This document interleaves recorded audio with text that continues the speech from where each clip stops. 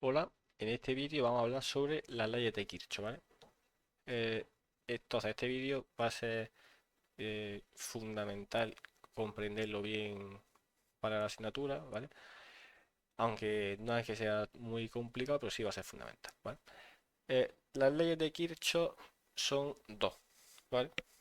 Tenemos, por un lado, la ley de Kirchhoff de mallas o tensiones, ¿vale? Lo podéis encontrar de una manera o de otra, incluso también podéis encontrar ley de Kirchhoff de voltaje, ¿vale? Así que en los vídeos, si veis que hablo de tensión o voltaje, que sepáis que es lo mismo, ¿vale? Tensión y voltaje es lo mismo. Entonces, esa va a ser una, y la otra tenemos ley de Kirchhoff de nodos o corriente, ¿vale? Esas van a ser las dos leyes de Kirchhoff. Por lo tanto, ya podéis ver que es importante que tengáis claros los conceptos del primer vídeo, donde se habló de nodos y malla y rama, ¿vale? Así que si no lo tenéis muy claro, podéis volver al primer vídeo y echarle un vistazo. Entonces vamos a empezar. El primero, que va a ser la ley de Kirchhoff de tensiones o ley de Kirchhoff de malla, ya he dicho que lo podéis encontrar de una manera u otra y es lo mismo, ¿vale? Nos dice que en un lazo cerrado, es decir, en una malla, ¿vale? Un lazo cerrado es una malla, la suma de todas las caídas de tensión es igual a la tensión total suministrada, ¿vale? Eso es un concepto importante que, bueno, ya entraremos más en el vídeo de ley de Ohm, pero cuando hablamos de tensión o voltaje, a nosotros no nos interesa tanto el valor de voltaje en un punto concreto, sino la diferencia de tensión, ¿no? O lo que es la caída de tensión entre dos puntos, ¿vale? Entonces, por eso hablamos de caída de tensión y lo tengo puesto en un color distinto para que lo tengáis claro. La suma de todas las caídas de tensión dentro de una malla es igual a la tensión que se ha suministrado. Esto es un poco lo que nos quiere decir es que si tú tienes un lazo cerrado, ¿vale? Como por ejemplo este circuito que vemos aquí, ¿vale? Está formado por una única malla, es un lazo cerrado. Entonces, la corriente que circula por ese lazo cerrado, ¿no? Que habíamos denotado por I, ¿por qué va a estar formada? Va a estar formada por electrones que se van a mover a lo largo de esa malla, ¿vale? Entonces, esta ley de Kirchhoff lo que nos quiere decir es que un electrón que parte desde aquí, pues vamos a acercarnos más, un electrón que vamos a poner que parte desde eh, la fuente de tensión y parte hacia aquí y sigue este recorrido, ¿vale? Y vuelve al punto inicial y vuelve a empezar. ¿Qué nos dice el principio de conservación de energía? Que la energía ni se crea ni se destruye, simplemente se transforma, ¿no? Entonces lo que nos quiere decir es que ese electrón, cuando vuelva al mismo sitio, no puede haber ganado ni perdido energía, ¿vale? Entonces, si ha partido con una energía de 2 voltios, pues cuando vuelva a ese punto tiene que tener 2 voltios, digamos, ¿vale? En eso se basa la ley de Kirchhoff de, de malla o voltaje y, bueno, y realmente también la de corriente que la veremos más adelante, ¿vale? Entonces, de ahí que nos dice que la suma de todas las caídas de tensión es igual a la tensión total suministrada. Bueno, si en este circuito que vemos aquí se está suministrando una tensión de valor V, ¿vale? Determinado por la fuente, ¿qué quiere decir? Que esa tensión total suministrada tiene que ser igual a la suma de las caídas de tensión en los distintos elementos, ¿vale? Este VA menos VB, que es la caída de tensión en R, ¿vale? Luego VB menos VC es la caída de tensión en C. L es, bueno, la caída de tensión en L, en la bobina, es VC menos VD. Entonces, si veis, esto es la expresión matemática del primer enunciado que hemos visto aquí, ¿vale? La suma de todas las caídas de tensión es igual a la tensión total suministrada. Dicho de otra manera, la suma algebraica de las diferencias de potencial en un lazo cerrado es igual a cero. Es decir, si ya no tenemos en cuenta la tensión suministrada y simplemente cogemos todas las tensiones, bueno, perdón, todas las caídas de tensión y las sumamos, el resultado final tiene que ser cero, ¿no? Es decir, si hacemos VA menos VB, esta caída de tensión, más esta caída de tensión, que es VB menos VC, más esta caída de tensión, que es VC menos VD, y esta caída de tensión, que es VD menos VA, la suma total tiene que ser cero, ¿vale? Entonces, esta es la expresión matemática de eh, la segunda frase de la definición que tenemos de la ley de Kirchhoff de tensiones, ¿vale?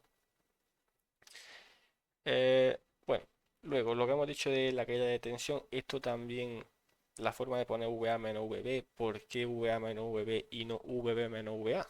¿Vale? Esto lo vamos a ver también en más detalle en el vídeo de la ley de Ohm. Pero bueno, para hacer un poco de spoiler, si por ejemplo estamos considerando la caída de tensión en la resistencia, ¿vale? Si nos fijamos, tenemos puesto en morado la corriente. La corriente nos dice que va en este sentido, ¿vale? Como la corriente va en este sentido, no sé si os acordáis, si habéis visto alguna vez en física, ¿vale? Que siempre se tiende a ir hacia potenciales menores, ¿no?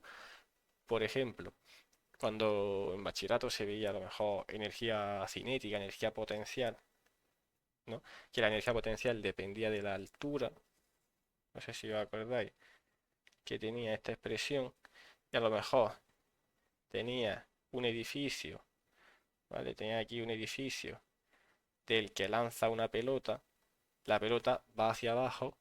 ¿Por qué? Porque la energía potencial, al ser menor altura, la energía potencial va a ser menor, ¿vale? Entonces, siempre se tiende a potenciales menores. ¿Qué quiere decir eso? Que si aquí va de A a B, porque es como tú has considerado la corriente, supones que es así porque la tensión en B es menor que la tensión en A, ¿vale?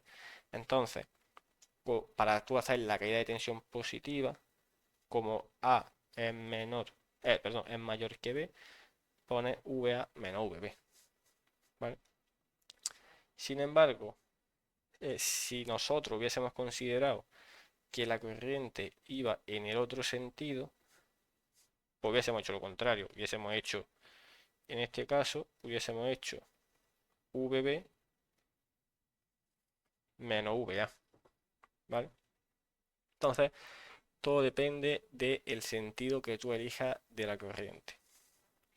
De todas maneras, el sentido que elijas de la corriente es indiferente, ¿vale? Porque tú puedes presuponer un sentido de corriente concreto y si en el circuito real el sentido de corriente es el contrario al que tú has supuesto, pues simplemente cuando calcules la I de la corriente te va a salir con signo negativo, ¿vale? Así que eso da igual. Vale, entonces esa es básicamente la ley de Kirchhoff de tensiones o malla. ¿Por qué es ley de Kirchhoff de malla? Porque lo que te dice es que en una malla la caída de tensión en cada elemento, la suma de las caídas de tensiones en cada elemento de una malla es cero, ¿vale? Vale, ahora tenemos la ley de Kirchhoff de corriente, ¿vale? La ley de Kirchhoff de corriente, o le voy a poner también aquí, o de nodos, lo que nos viene diciendo es que cuando tú tienes un nodo, como podemos ver, el nodo A en este circuito de ejemplo, ¿vale? El nodo A, nosotros, como he dicho antes, vamos a suponer que cada malla tiene una corriente en un sentido u otro, ¿vale? Como he dicho, vuelvo a repetir, esa dirección de la corriente inicial que nosotros supongamos y que hacemos al principio sin tener ni idea, no nos va a afectar en el problema, ¿vale? Porque eso simplemente va a hacer que la corriente nos salga con un signo o con otro, ¿vale? No importa.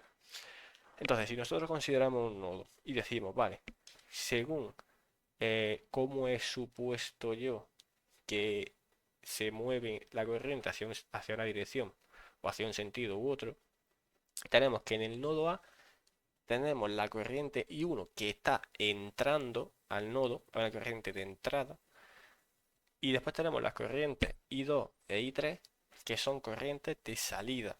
Es decir, salen del nodo hacia afuera. ¿Vale? Lo mismo, por conservación de la energía, la corriente que entra tiene que ser igual a las corrientes que salen del nodo. ¿Vale? Entonces, hay dos maneras de ponerlo. O que la corriente que entra es igual a la que sale, o que la suma algebraica de la corriente es igual a cero. ¿Qué significa algebraica? Suma con signo. Es decir, tú tienes que decir, por ejemplo, en este caso, ¿vale? Hemos dicho, vamos a asociar signo positivo a corriente entrante. Entonces, I1 se nos queda con signo positivo. Y después vamos a asociar signos negativos a corrientes de salida. Entonces, I2 e I3 se me quedan con signos negativos. Y al hacer la suma algebraica, es decir, la suma con signos, el resultado tiene que ser cero. ¿Vale? Esa es la ley de Kirchhoff de corriente.